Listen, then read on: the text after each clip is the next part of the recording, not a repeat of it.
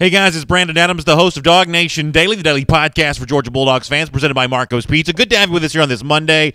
It is Mike Johnson coming up a little bit later on. Chip Towers on vacation. Mike good enough to sort of step in and fill in on Chip's place today. We got a lot to talk about when it comes to Georgia on the field for 2018, the events of the opening this week in Texas. Of course, Jeff Sintel's been all over that, including a big-time UGA commit doing some big-time things there, maybe making a push to be the number one recruit in the entire country. We'll tell you all about it next, as DawgNation Daily, presented by Marco's Pizza, begins right now. From DawgNation.com, this is DawgNation Daily, the daily podcast for Georgia Bulldogs fans, presented by Marco's Pizza. Here's your host, Brandon Adams. What a showing it's been out at the opening. I mean this in more ways than one, both with DawgNation's coverage. Jeff Sintel has been there and doing a great job all weekend long. He'll be there for the next couple of days. The Sintel Intel is going to be unmissable here for the next few days as Jeff's there. He's even dropping a lot of stuff on Twitter. Great video on his Twitter feed of a lot of the UGA commits and kind of what they're doing at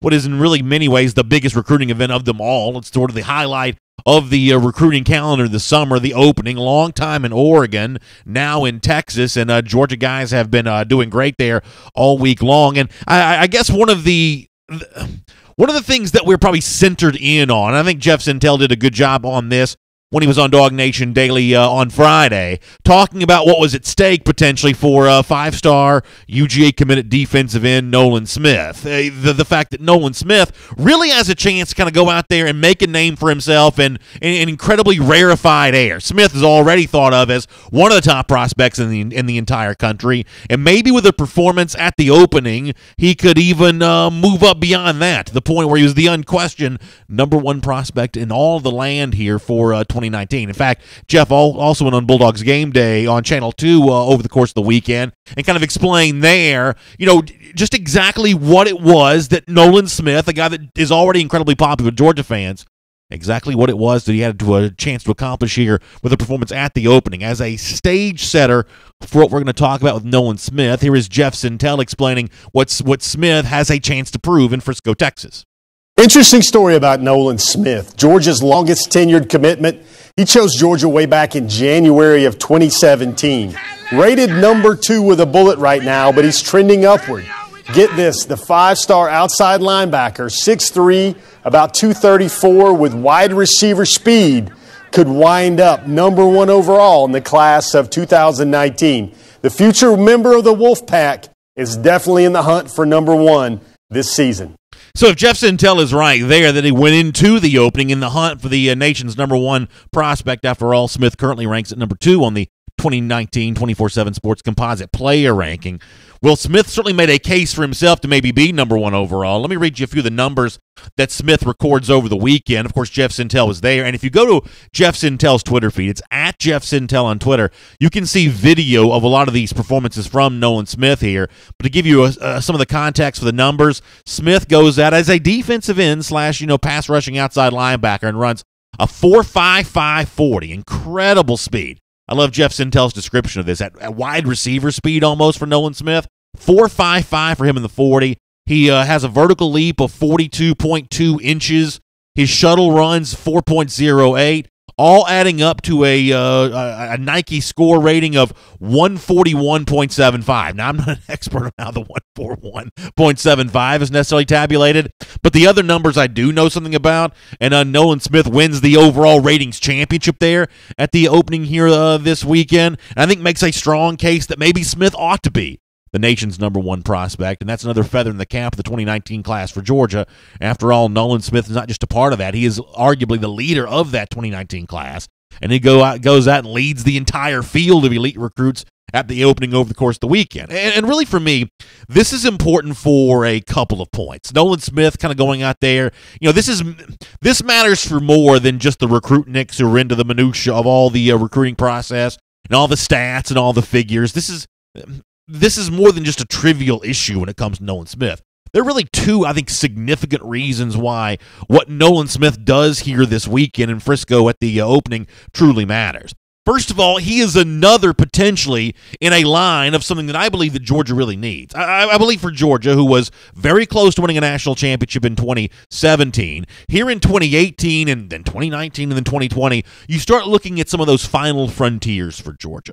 You start looking at some of those thresholds that Georgia still has not crossed, things that national champions typically do.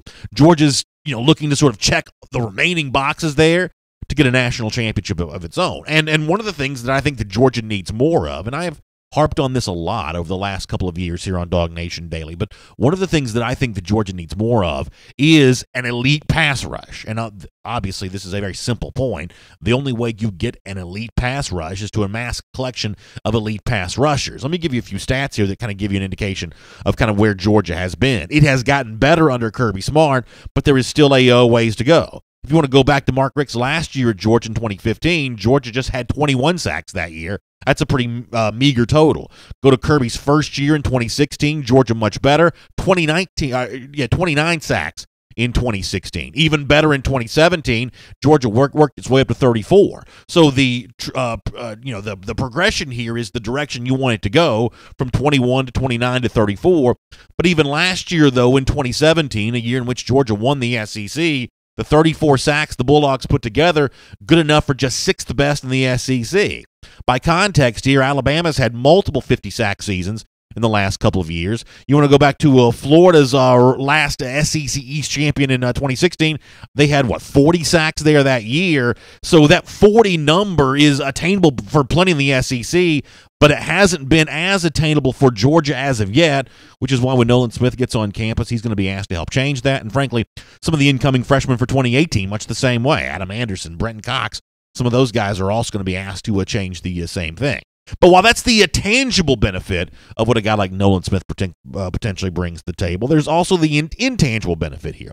Nolan Smith is just sort of thought to be a class leader, both in terms of leading the guys currently committed to Georgia, and potentially one of those, and this is a phrase that gets used a lot in recruiting, one of those Pied Pipers that brings other guys into the fold, the same way that politicians sometimes have coattails for candidates down the ballot. Sometimes recruits can have those same kind of coattails. For as of yet to decide recruits, they go with the big voice, the big leader, sort of leads them in the direction, and Nolan Smith could be that guy for Georgia maybe in the class of 2019. And the ability that he shows at an event like the opening, I think, only gives him more credibility when it comes to reaching out to some of these recruits. This is something that Nolan Smith's already proven to be able to do for Georgia, and despite the fact that I know he shows up on opposing fans' message boards from time to time as one of these guys that does take his visits other places and occasionally says something nice about another school, that doesn't change the fact that he continues to be one of the top recruiters for Georgia in the 2019 class, and the big performance at the opening, I think, only makes that more true.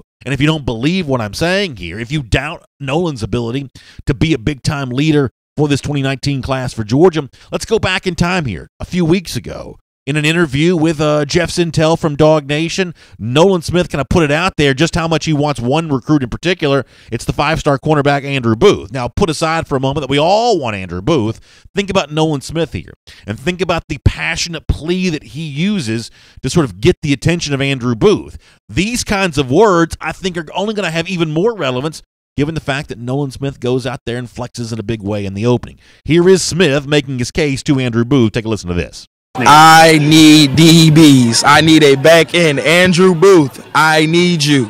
Andrew Booth, I need you. You're a DB. You're an amazing DB. I need DBs. Like that. We already got the wide receivers. We already got the running backs. We already got D linemen, inside linebackers, outside linebackers. We need DBs.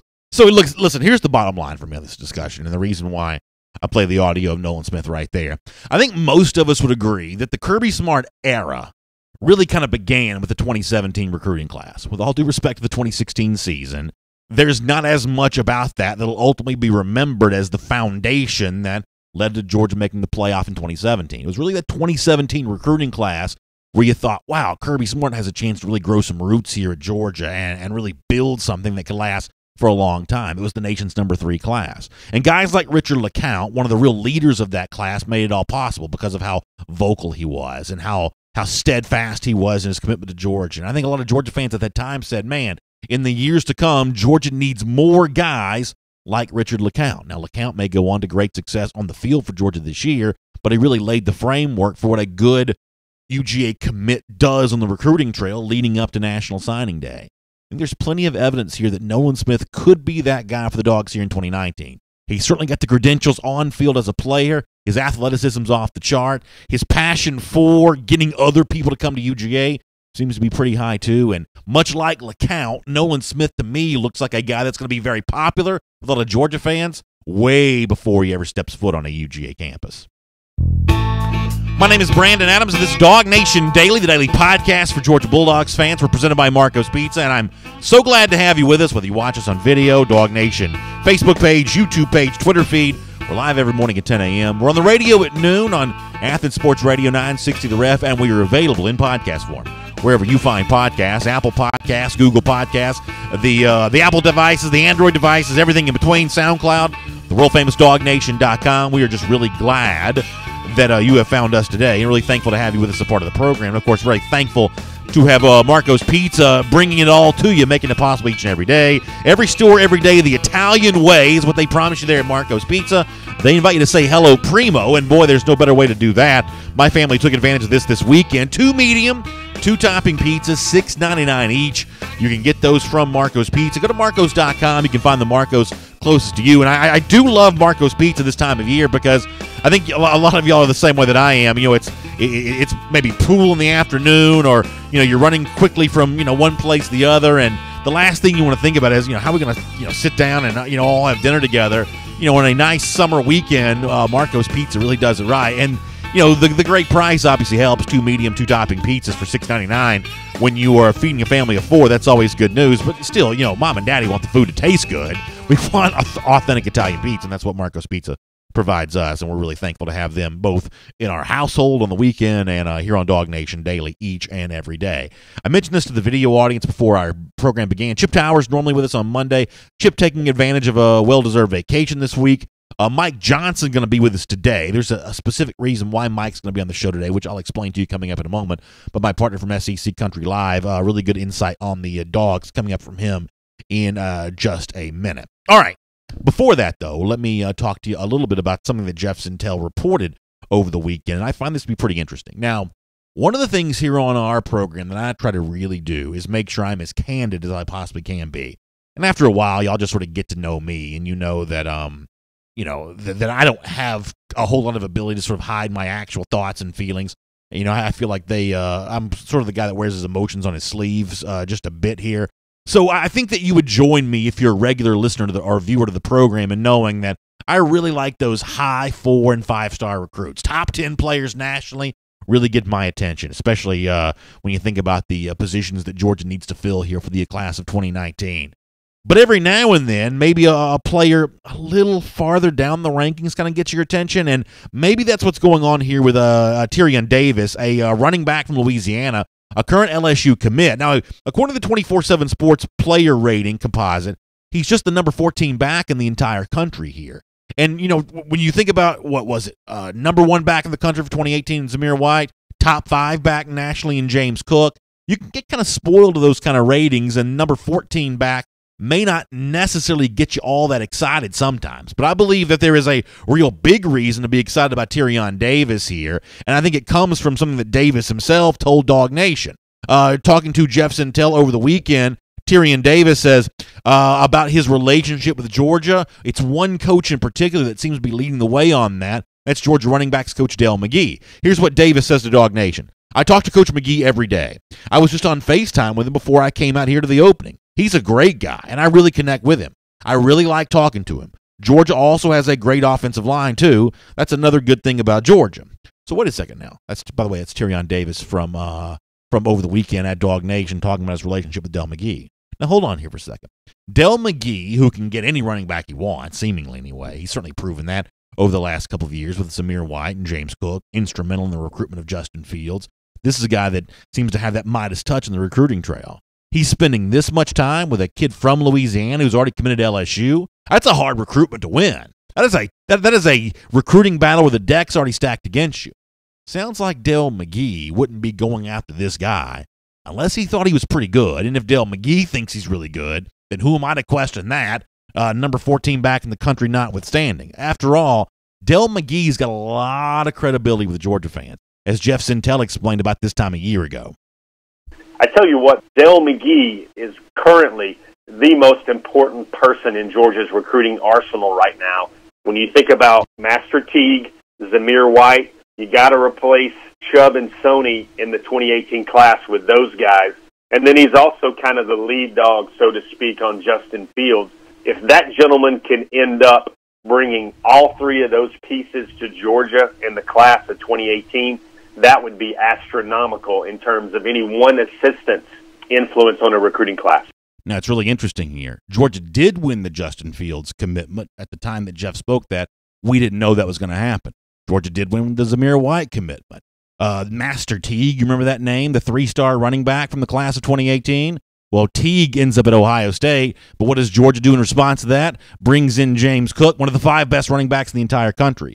That's the kind of work Dell McGee does in the recruiting trail. And for 2019, at least for right now, one of the running backs he's apparently turned his attention to is Terrion Davis, which means that Davis must be pretty good. And Georgia, if McGee's spending this much time with him, must be in pretty good shape. This will be a fun one to watch from Jeff Sintel at DawgNation in the weeks to come. And by the way, look forward to plenty more coverage from Jeff out there at the opening here over the course of the next couple days from Frisco, Texas. It's great to have you with us here today on a DawgNation Daily presented by Marco's Pizza. As promised, how about a conversation with our buddy Mike Johnson right now?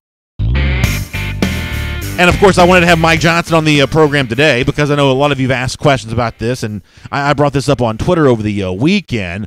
SEC Country Live, Monday through Thursday, 3 p.m. Eastern Time. I'm happy to report that today, right there at the same, as they used to say on TV a long time ago, same bat time, same bat channel. We'll be right back there doing SEC Country Live again today at 3 p.m. Eastern Time. Mike, I'm certainly looking forward to being back with you on the video today on the SEC Country video channels, and really appreciate you being a part of our program here today. Yeah, I'm really excited too, man. It just it would not have been the same on a Monday afternoon at 3 o'clock Eastern, not be able to get on and chop it up with you. Yeah, I'm looking forward to being there. So if you're an SEC Country Live watcher, we'd love to have you join us at 3 p.m. Eastern Time, just like you've grown accustomed to. We'll be right back there today doing all of that again today. And with that, I guess, kind of out of the way, let me turn my attention to something that I talked about on Friday here on our program. I want to get your attention, your sort of opinion on this. So Danny Cannell is on like the CBS Sports. Their like streaming video channel. I'm not even sure what they even call it, but it's sort of like their, I guess, answer to their Sports Center or whatever. And Cannell goes on there, and he's talking about the SEC in relationship to other conferences, and he ranks the SEC below the Big Ten, which is not a surprise. You know, Cannell's shtick is sort of to be a noted SEC hater, which I'm sort of fine with. Everybody's got a gimmick in life. That just happens to be his. That's fine. But in the midst of that, one of the things that he mentions specifically about Georgia is the need for the Dogs to prove that 2017 wasn't a fluke. Now, Mike, on the show on Friday, I said, as much as I don't love Danny Cannell, I don't necessarily disagree with this statement. Now, maybe I'm more optimistic about Georgia doing this than some people would be. But, Mike, just at face value, it is fair to say that for Georgia, who probably shocked the world a bit by making the playoff a year ago in Kirby Smart's second season, kind of answering the challenge of doing that more than 1 year, I mean, there is a need to prove that by Georgia this year, right? I think there is, and I think that, and I don't think it's in terms of just Georgia fans. I mean, obviously Georgia fans are looking at that, but I think Georgia fans kind of expect the best. But when you do back out a little bit and you do start looking at the SEC landscape, and you know, there's going to be some question marks out there. And for a team like South Carolina that's trying to get to the next level, Will Muschamp, or a team in Florida with Dan Mullen who's seeing what they have in year one while they still have some talent on the roster, I think that's what they're going to cling to, right? When you're trying to say, hey, well, you know what? Our team can make a run at the East this year. You know, possibly a Tennessee coming up, although I don't think it's going to be Tennessee. But, you know, teams like that look at Georgia and say, hey, how can we possibly kind of make our own way, kind of carve out our own lane into possibly getting to Atlanta and playing this SEC championship game? That's what you're going to cling to. Hey, Kirby Smart, if you're really that good, if you're really a top 5 college football coach, if you really are here to stay and you're building a dynasty, then prove it to us. Prove it wasn't just a one-year fluke with a ton of senior leadership, a ton of offensive quality in the backfield, you know, an offensive line that played above their heads maybe a year ago. Prove us that wasn't something that we should look for a drop-off in. And I think that, listen, there's no doubt in my mind, I know there's no doubt in your mind that Kirby Smart's one of those guys here to stay, but can we expect a run back to the playoffs this year? Can we expect, a lot of the big wins that came along the way? I think that's a fair question to ask, and I think that's going to be the question to ask as we move throughout the season. And, Georgia deals with its ups and downs. Well, listen, one of the worst cliches in the world is the notion of make your haters your motivators. That's a terrible cliche. I do realize that's like hashtag Motivation Monday type stuff. But I think you would agree with me, Mike, that Georgia's going to have some haters now, right? I mean, once you get some attention, you're going to have a few haters. Now, I don't necessarily believe that Danny Cannell is necessarily a UGA hater specifically, but some people in the media probably are going to emerge that way. Back in 2016, Georgia really didn't have any haters. No one was paying attention to Georgia whatsoever. You could read national websites every day of the week during the season. No one was writing a single word about Georgia back then. They just weren't they weren't a consequential program for that given year because they were 8-5. But now, coming off a playoff appearance, they're going to be a bit of a magnet for hot takes. People who are high on Georgia and optimistic about the future. The opposite of that, people who want to take the more of the wait-and-see approach. I think the good thing for Georgia is a team that is looking for some fuel, a team that does want to sort of stay in that mindset of being the hunter as opposed to the fat and happy complacency of now being the hunted. Having a guy go on some sort of national website and say, "Hey, prove it wasn't a fluke." I mean, there's a way that's just sort of the fuel that Georgia potentially needs, right? There's no doubt. And you mentioned it. Listen, that's Danny Cannell. That's his shtick. That's what he's going to do. You're going to hear him talk about the SEC. You're going to hear him try to poke holes in every possible theory that puts the SEC towards the top of the country. I mean, he just always does. It's always been what he's done.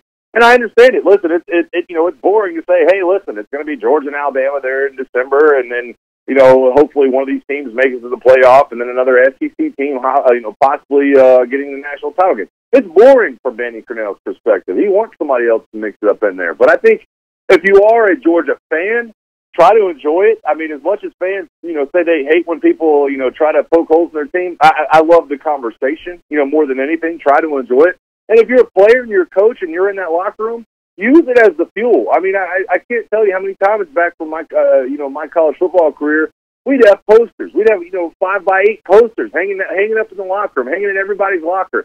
Pictures of, this team celebrating, quotes from this coach, quotes from this person who's doubting you. Everybody is trying to talk about the rat poison from last year. Trying to downplay that's a big deal. And I think that using that to your advantage is really, kind of the next step for Kirby Smart. I think he'll be able to do that. Let me shift gears here and talk about a running back recruit for the class of 2019, Terrion Davis. He's from, now get this, Mike, he's from, New Orleans, and he's committed to LSU.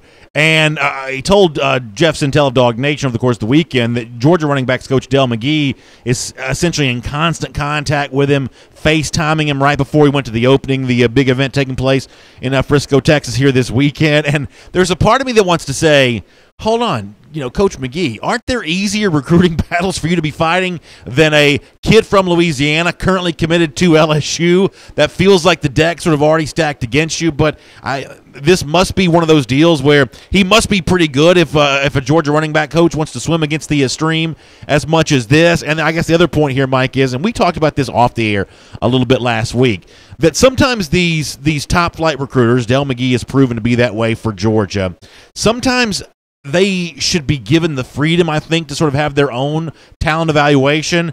Davis just the 14th ranked back in the country in comparison to last year when Georgia signed 2 top 5 backs. That's a little bit of a different kind of evaluation than the typical back that Georgia's been going after, including the ones in 2019 you most notably associate with Georgia, guys like John Emery and guys like Noah Cain and Trey Sanders. But I think at this point in time, and this is the part I think you'll agree with, and I promise I'm eventually working my way to a question, but I think you would agree that Dell McGee, given the credibility that he's earned for the running backs that he has recruited, if this is the guy that he wants, he got to have the freedom to go get him, right?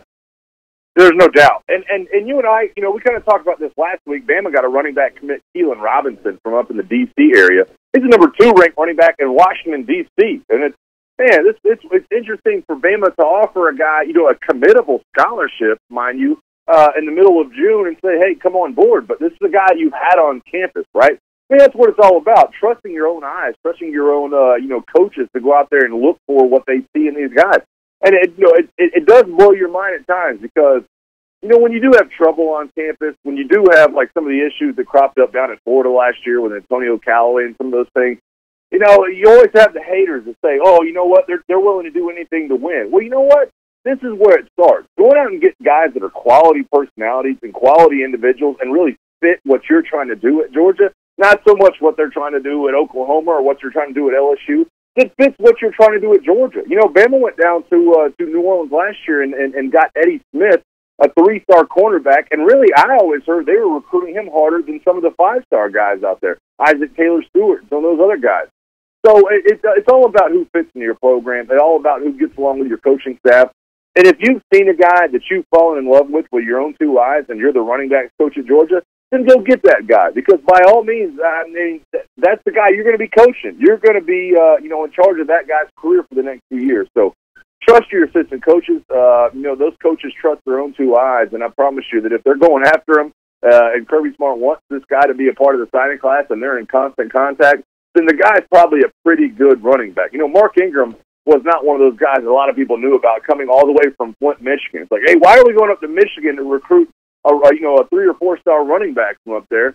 Turns out he ended up being pretty good himself. So now in the comment section, people are asking, well, what does this mean for the other backs? The ones we most typically hear conversation about. John Emery, he's got his decision coming up this month. Noah Kane, Trey Sanders, the 2 teammates from IMG Academy. I mean, Mike, I don't have any reason to believe that Georgia has slowed down on any of those 3 guys at all. I mean, I think there are a lot of fans who believe that Georgia will get one of those 3, and I think what that goes to show you is, and obviously the Alabama standard makes this a necessity given how well Alabama recruits at running back, but even coming off a year in 2018 when Georgia signs 2 of the top 5 backs in the country and the nation's #1 back overall in Zamir White, 2019, still the need to kind of come back and restock with more elite backs because some of these guys are about to start going to the NFL, and you want to keep that cycle of elite talent coming in. Given how well Alabama recruits the running back position, Georgia needs to come back and get 2 more here for 2019, right? It is hard. It really is hard, BA, and that's just one of the, I call it a luxury tax. That's just one of the things you have to deal with as far as having a luxury tax when you really are reaching that upper echelon like Georgia is doing right now. I mean, it comes first in the form of, hey, can we get players to come in and compete? I still look back at Najee Harris's recruitment to Alabama, and my mind is boggled that this guy decided to come to Alabama with as deep as that running back room is. But he had that faith in himself, and he wanted to go in and compete, and now he's at Alabama, and now he's the #2 back. And so when you look at some of these guys coming on board, they have to value the competition. They have to value being in a deep running back room and say, hey, listen, we're going to compete against the best. Iron sharpens iron. You hear some of these recruits say these days. So you have to find those guys. They are hard to find. I mean, I guess the other example I could use would be Justin Fields showing up, in a quarterback room that was obviously crowded there. So being able to get those guys on campus is a big deal, and that's just something, like I said, it's a luxury tax that Georgia's going to have to deal with for years to come. But I have no doubt in my mind they are still recruiting the top prospects. And I think that, honestly, if you're a Georgia fan, I can go no further than last year's Alabama class and say, hey, listen, they missed on a couple guys. They only had 21 slots. They missed on a couple. All of a sudden, you wind up on signing day with 18 recruits. And I think that's something Georgia's trying to avoid this year, making sure they get a couple of guys they value. That's really interesting. Let me do something else that I talked about before you joined us, and that was Nolan Smith. He is, in a lot of ways, the class leader for Georgia in 2019. He goes out and shows out in a big way at the opening over the weekend, wins what they call like the ratings championship out there, 4.5, 540, like 43-inch vertical, big impressive numbers. And the point that I made somewhat simply, Mike, is that to be a true leader off the field, you kind of have to be that leader on the field, right? I mean, Georgia fans hope that Smith can bring more players with him to UGA and that he can kind of corral this 2019 class a little bit like Richard LeCount corralled the 2017 class, and you'll give Jake Fromm some credit for that too, back in 2017. But to really have that credibility, you got to put up the big numbers at events like this. You got to be the alpha dog among alpha dogs to kind of go out there and be able to do that. I mean, isn't that fair to say that that's the sort of level of standard required to have the leadership with other guys who themselves are sort of alpha-ish in their own regard? Yeah, there's no doubt.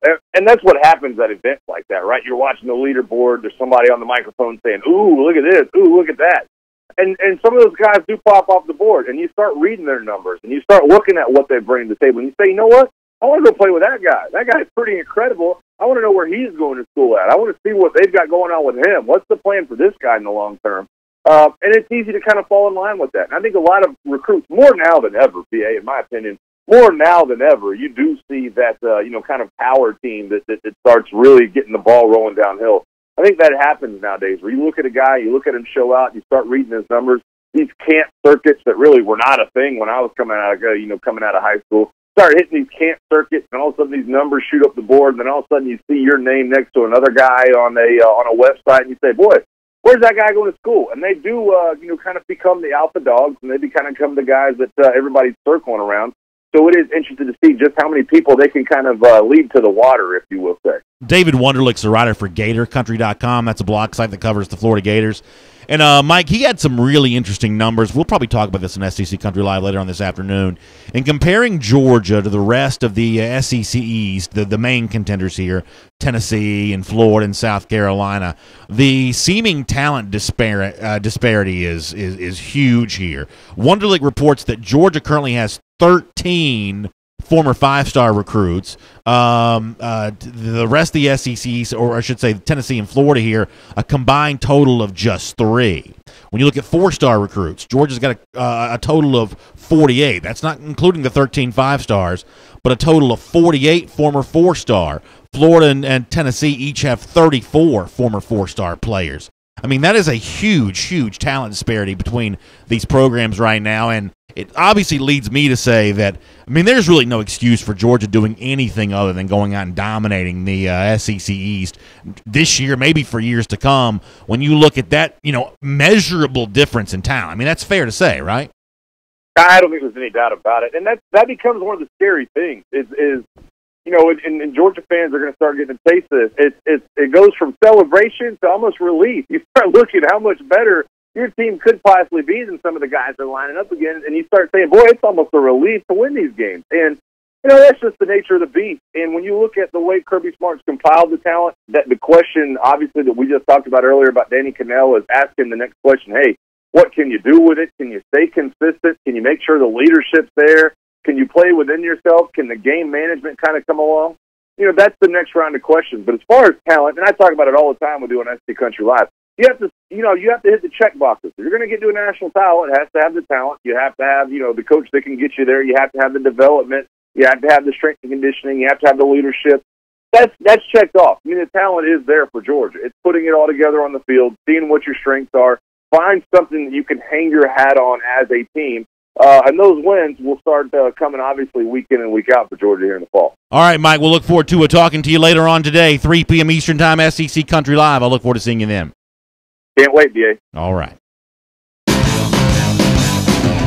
Let's take a look around the rest of the league. This is SEC Through. Yeah, really interesting stuff. Mike Johnson there, SEC Country Live, 3 p.m. today.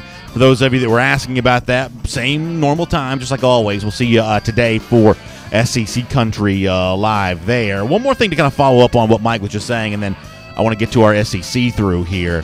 David Wunderlich, really interesting piece at Gator Country. We're going to talk more about that probably here on this show in terms of the comparison between Georgia and these other teams in the SECs.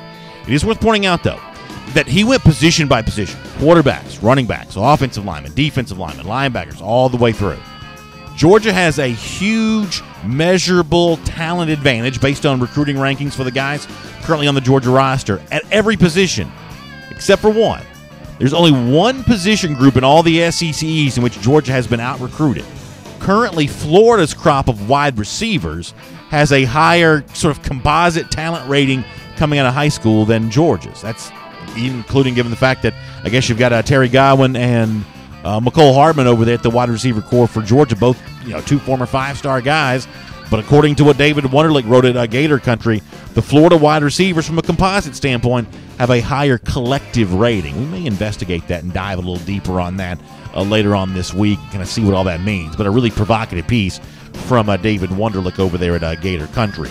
With that said, let's move on to our SEC Through here. Let's talk about the things happening around the Southeastern Conference. NFL.com has its, a lot of these lists come out this time of year. Y'all know that I have some fun with this kind of stuff. And they've got their list of freakish athletes around college football. I put freakish in air quotes because that's the word they use to describe this. I mean, for me, it seems like you could put a whole host of SEC guys on this list, but they do put 3 on there from NFL.com. Jabari Zuniga, one of the guys that makes that from Florida, He's one of the guys that could give the Gators a pass rush this season. You sort of, factor him in with Antonius Clayton as well. Clayton, the former Uber recruit who hasn't really done a lot since he's been in a Gators uniform, had a pretty good spring game. But Clayton, Zuniga, who is the freakish athlete from NFL.com, these are guys that could make that Florida pass rush worth dealing with. And really for Georgia, I think that's what it comes down to. I mentioned this before, that, there is no team in the SEC East on paper right now complete enough to truly compete with Georgia. But there are SEC East teams that do one thing well enough that it could give Georgia some trouble. Missouri's got first-round pick at quarterback Drew Lock. That's a real load to deal with.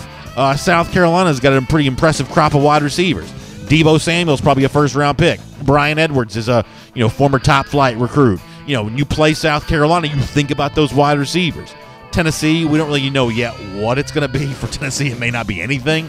But for Florida, it may be the fact that a defensive line for the Gators that's been pretty good now for a few years may also be pretty good once again. C.C. Jefferson's a veteran.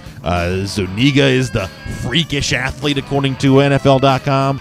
Clayton's got some offseason praise. That may be the one thing you have to deal with when you get ready to play Florida, finding a way to block that defensive line up front. A couple other guys who make it, freakish athletes, according to NFL.com. Jeffrey Simmons from Mississippi State. I've talked a lot about Simmons. I think he's one of the top players in the SEC. I think he's heading for a really big season. He is getting a lot of offseason attention. Dawson Knox, the tight end from Ole Miss, I don't really know a lot about, to be honest with you, but boy, you put him in a group that already includes A.J. Brown, the conference's top receiver. A lot of people like Jordan Tiambo, the quarterback there with the Rebels. All of a sudden, this is a sneaky, talented Ole Miss team, maybe. I still think they're one of the bottom teams in the SEC because I'm not sure what they're going to do defensively. But you got a collection of some talent there, which is kind of an interesting thing to think about. Mike Detillier is a longtime scout/analyst, sort of a media gadfly. He goes on the Swain Event, which is a radio station up in Knoxville. Jason Swain, former Tennessee wide receiver. He's a pretty provocative, outspoken commentator on the Tennessee Vols. And Detillier tells Swain on his radio program that Keller Chris, the incoming graduate transfer from Stanford, is just sort of a dink and dunk guy, which means he throws a lot of check down short passes, and seemingly kind of a critical take from Detillier on Keller Christ. And I'm not so sure that is going to stick with Christ at Tennessee. I mean, clearly he lost his job at Stanford. That's why he's transferring. This is a former Uber recruit. Stanford, for the most part, only recruits blue-chip quarterbacks. Christ was one of those. I think that, one of the things you've heard Tyson Helton talk about, one of the things that you've heard Jeremy Pruitt talk about, is the desire to be kind of up-tempo and fun to watch on offense. Much the same way South Carolina's saying that kind of stuff this offseason. Tennessee's going to talk the same way. And you don't have to have, a 100-mile-an-hour arm to succeed in an offense like that. Now, does Tennessee have the personnel to do this? I honestly don't know. But I think that Tennessee's one chance of avoiding being awful is having Keller Chris step in as a transfer, win that job, beat out Garantano and McBride. And if you're a Vols fan, now I don't know why you'd be listening to the show right now if you are a Vols fan, but if you are a Vols fan, Keller Chris is about your only hope. A couple other things to get to here. Steve Ensminger, LSU offensive coordinator, had an interesting, pretty blunt assessment of Joe Burrow. Scott Rabelais tweeted these out. Rabelais has been a longtime reporter for the Baton Rouge Advocate. Ensminger says that when he saw Burrow's arm on film, he thought he had a bit of a weak arm, but seeing him in person, he's kind of changed that perception a bit. I thought that was a very honest assessment from Steve Ensminger, and a very similar situation to Tennessee.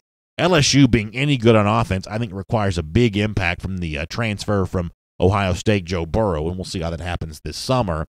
Another outspoken LSU coordinator is Dave Aranda, who spoke to NOLA.com, that's the website for the New Orleans Times-Picayune, about his decision to stay at LSU. He was offered big money to go to Texas A&M. He sticks around LSU. He's going to make, can you believe this?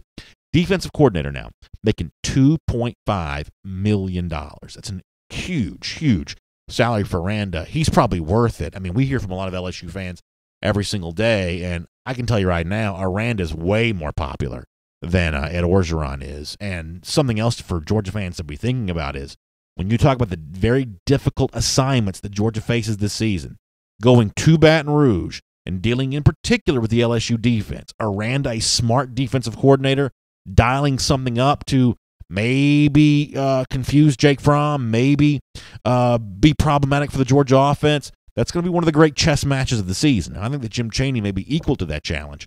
But that's going to be a really fun one to watch come October, and we'll make that your SEC through. All right, here on DawgNation Daily, presented by Marco's Pizza. You know, every day during our off-season here, our summer, which some people call the dog days of summer, we take a slightly different approach to that here on our program. We call it our DAWG Dog Days of Summer. And we like to do our Dog Day Q&A, and I'm actually curious to get your opinion on something. And if you're listening to us radio, podcast, you can obviously weigh in on Twitter at DawgNation Daily. But for those of you on video, I talked about Dell McGee earlier, and I said, if Dell McGee is working hard on a recruit, I personally am going to take it to the bank. That must be a recruit worth getting, because McGee's reputation right now is rock solid. Instrumental in the commitment decision of Justin Fields a year ago, brought in 2 top 5 running backs in Zamir White and James Cook. This is a big-time performer when it comes to bringing in backs and high-quality recruits on the recruiting trail. He's going after Terrion Davis, a 4-star running back from Louisiana, at least according to reporting from Jeff Sintel at DawgNation. And that, to me, is all I need to know. He's one of Georgia's most valuable assistant coaches. I'm curious, though, where you think he ranks among the Sam Pittmans, James Coley's, Dan Lanning, the new outside linebacker coach. I'm kind of curious to get your thoughts on that. That's our Dog Day Q&A for today. Georgia's most valuable assistant coach, most important assistant coach. You can weigh in on that. We'll look forward to getting some of your comments on that. I'll do some of these live right now. And on video, we'll take a few more of these a little bit later on. And, of course, if you're watching or listening to the show, radio or a podcast, you can also hit me up on Twitter at DawgNation Daily. So in the YouTube comment section, a lot of folks jumping in here and having some conversation. Dapper Dan says about the idea of proving that 2017 wasn't a fluke. He says it's a new team, but we aren't going anywhere. Even Alabama has to beat us to get there. And I think that Dapper Dan's exactly right about that. I think that was the message that Kirby Smart sent after the national championship game a year ago. And I still think that, despite the fact that Alabama's the reigning national champion, Georgia's the reigning SEC championship, and that's not nothing. And I think that's a bit of a cachet that Georgia will bring with it to the 2018 season and setting up that rematch that a lot of people would really like to see between Alabama and Georgia later on. As far as the Dog Day Q&A question goes, Brett Strickland in the Facebook comment section says, it genuinely can't be stated how important both Sam Pittman and Dell McGee are. And I would kind of agree with that. If you want to make Dell McGee Georgia's most important recruiter, it's hard not to make Sam Pittman the offensive line recruiter. It's sort of a 1A. Because as guys like Jeff Sintel have explained before, the thing that Pittman can do for you is that he can put together an offensive line that's good enough that it makes the running backs better.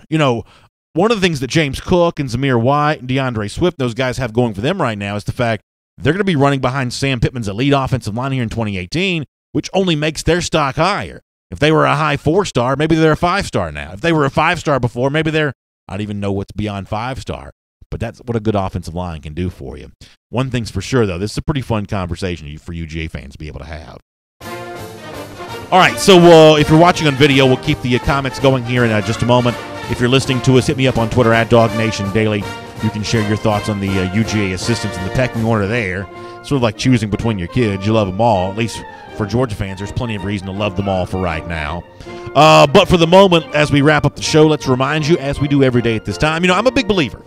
Georgia fans are supposed to be Gator haters. And 117 days from right now, Gator haters, I believe, are going to get a happy moment as they go back to Jacksonville and get another win against those lousy, stinking Gators. It's 170 days from right now. It is our Gator hater countdown right here on DawgNation Daily, presented by Marco's Pizza. Also, let me also say one more thing as we get ready to wrap up our program here today. Go to DawgNation.com. Do me a favor and check out the Good Day UGA. Our buddy Andrew Astaport's hanging out with us. Did a great job on the Good Day UGA piece today. Really fun stuff in there. Check that out, and I'll see you tomorrow right here on DawgNation Daily. And for those of you with us on video, we have got some good stuff to talk about here. Jeff Hensley on the subject of Pittman and McGee says we need to pay those two. And I think one of the things that is kind of cool that Georgia's doing right now, it is taking care of those assistants. I'm a big proponent, and I've mentioned this many times before. If I was in charge of the purse strings when it comes to Georgia athletics, That's where I want the money going. I want the money going to the top flight position coaches, the Coley level, the Pittman level, the McGee level. I want to keep those guys as long as I can.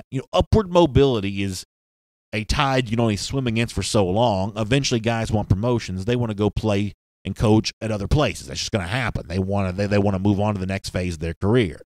But as I've said before, what I want money for is to make that decision really tough. I don't want you leaving just for a promotion. And I don't want you just leaving for more money because that's the only way you can get it. I want to pay you so much money that when somebody else calls, those headhunters, those search firms, you sort of don't call them back the first couple times because you're that happy at Georgia. That's what money, I think, can do for you. And guys like Pittman and McGee have clearly earned it. Alan Verbanchik says we need a Gator Hater countdown clock. That's actually a pretty good idea. I've been thinking about maybe we need to do something with this real estate right here. Kind of put some of our things up. I've even thought about like maybe getting like something to hang some of our T-shirts right here in sort of a classy fashion. See if I can get them kind of printed, steamed and pressed so they're nice and wrinkle-free. But maybe a Gator Hater countdown clock kind of right here in this space wouldn't be such a bad idea either. I think that's a good idea. Santiago Diarn, on the subject of talented offensive linemen, he says, I can't wait to see what that does for Georgia's play calling. And I've always said that, for me, the difference in 2016 and 2017 was the sensibility of the play calling.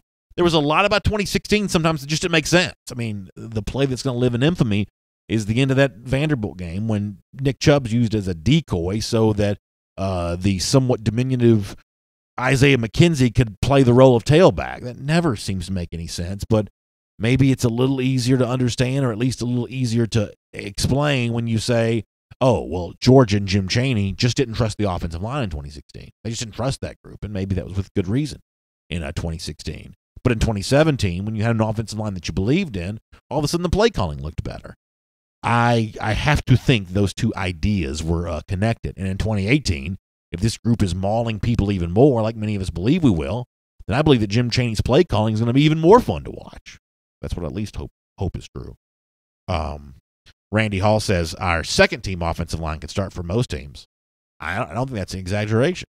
Think about what Georgia's second-team offensive line is. It is probably Cade Mays at right tackle for right now. You've got a Notori Johnson in the mix there. You've got probably a Solomon Kinley in the mix there. I guess Erickson will be your second-team center for the moment. Second-team left tackle is maybe Kendall Baker, with all due respect, assuming Jamari Salyer steps in as the starter at left guard. I mean, I'm not so sure that wouldn't be better than some lines that Georgia has used in certain seasons in the past. That's pretty impressive. Pretty impressive. Cody Taylor asks, how does Alabama look on 4 stars and 5 stars? I think that's a pretty important question, Cody, because here is the philosophy that I sort of subscribe to, and it's borrowed from Bud Elliott, who has been the longtime recruiting reporter for SB Nation. Bud has pointed out that essentially in the internet age, no team has won a national championship that didn't have a majority of its roster, recruits signed over the 4 or 5 years, that were former 4 and 5 star players. When you look at your 85 scholarships, if 51% of those players are not former 4 and 5 star players, then you might as well take your national championship hopes, wad them up, and throw them in the trash. You're not winning the national championship. It's just a fact. We've had a couple teams come close. I guess this year's Oklahoma team probably came close. The Oregon teams with Marcus Mariota probably came close. But facts are facts. Still haven't won the national championship there.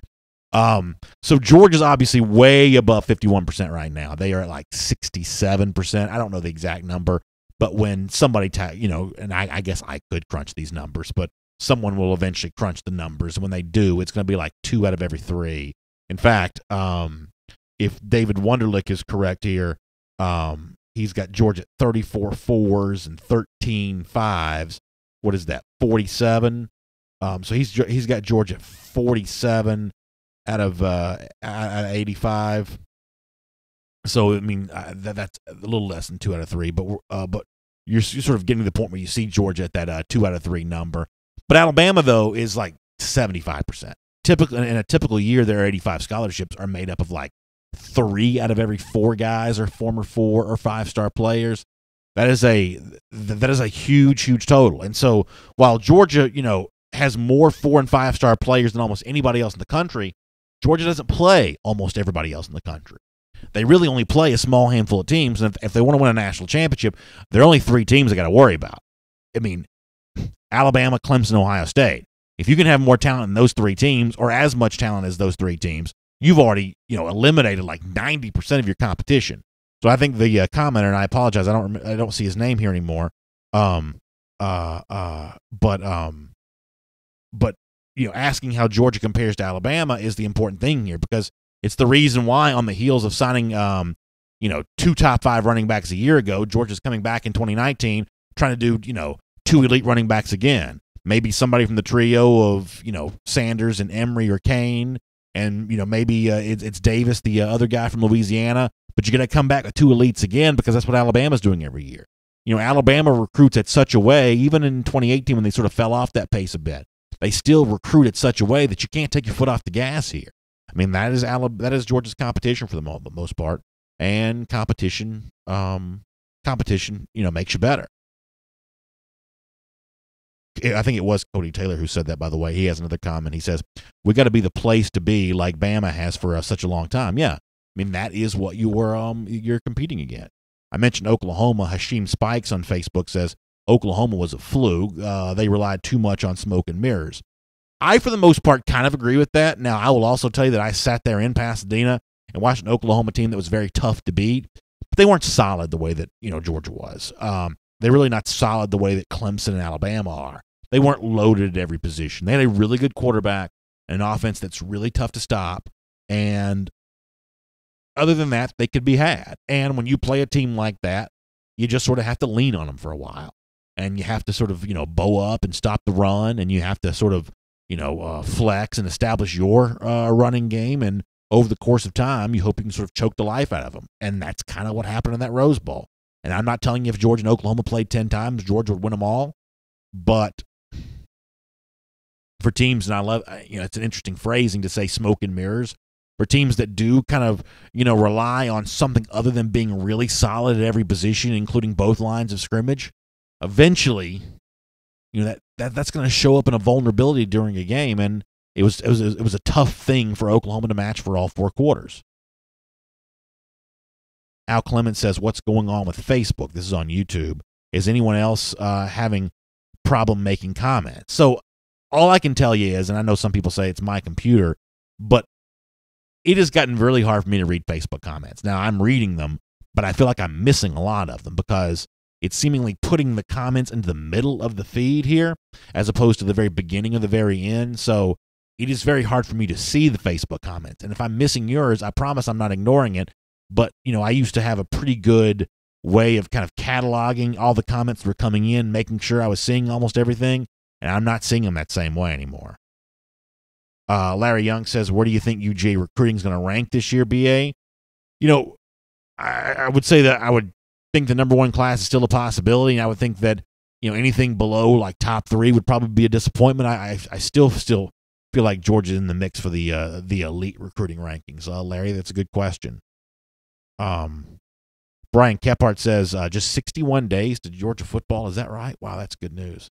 I saw somebody on Twitter say it was down to 9 weeks or something like that. That's really good stuff. Really good stuff to think we're getting that close to the start of the season. That's really exciting. Let me get a few more. Dapper Dan also mentioning Dan Lanning is one of those assistant coaches that you gotta mention. Yeah, Lanning's come in quick and made a real impact. We got to get ready to get out of here. I'm running late, but let me try to squeeze in a few more. William Lee says Nolan Smith's vertical leap is unreal for a guy that big. It really is, right? 43 inches? I can have it written down. 42.2 on the vertical leap for a guy that big and strong. I've joked before that my $1 million idea, I want to start a cable network that's nothing but football recruits dunking a basketball. I just think there's something really fascinating about these big, strong, athletic guys that can jump that high. I mean, there may be video of Nolan dunking a basketball somewhere, but A big, strong guy like that getting that high over the rim and bringing it down, what must that look like? I would love to see that. An incredible vertical leap for a big, strong guy like that. Ryan Mel on YouTube also mentions Mel Tucker here along with Sam Pittman as must-keeps for at least 2 or 3 more years. Am I wrong for saying, and maybe I am, but am I wrong for saying that when I think about most important UGA recruits, or I should say most important UGA assistants, with all due respect to Tucker and with all due respect to Jim Chaney, I sort of find myself gravitating towards the position coaches more so than the coordinators. You know, if I had to, protect a coach, I'd much rather, I hate to say I'd rather lose Jim Chaney. I don't want to lose Dell McGee on the offensive side. I don't want to lose Sam Pittman on the offensive side. You know, they are guys that I do everything I could to keep. I feel like it's almost easier to replace Chaney than it would be to replace them. On defense, I almost feel the same way. A guy like Glenn Schumann, for instance, is he more crucial to Georgia's success than Mel Tucker? I mean, obviously the proof is in the pudding for what the Georgia defense has been able to do, but it almost seems like we talk about these coaches that we value. It seems like we gravitate more towards the position coaches than those 2 coordinators, although it's pretty clear that Chaney and Tucker have, put results together that clearly speak for themselves. All right, we got to get ready to go here. Thank y'all so much for being here today. Looking forward to a great afternoon on SEC Country Live at 3 p.m. Eastern Time. Hope you'll join us for that. If you missed a portion of our regular broadcast, we'll have the podcast up for you right away here on wherever it is that you find podcasts. Love to have you subscribe there. It's just sort of an easy way to make sure you always have it handy for you to listen to. By the way, hands-free now in the state of Georgia, so we may have to do some talking about how we navigate those waters to make sure you're able to listen to the podcast while you're driving down the road. Also, we'll be back tomorrow morning at 10 a.m. We are off on Wednesday. I think I mentioned this on Friday. But we are normal schedule every day this week except for Wednesday. Wednesday's Independence Day, so we'll allow you to enjoy some time with your friends and family there. Don't blow your house down with fireworks, please. But take a day off on Wednesday, but then be back with us at 10 a.m. on Thursday. So tomorrow at 10, Thursday and Friday at 10, off Wednesday for the 4th of July. Y'all have a great day. I will look forward to seeing you tomorrow, 10 a.m. Eastern Time, for another episode of DawgNation Daily Live, presented by Marco's Pizza. Talk to you then.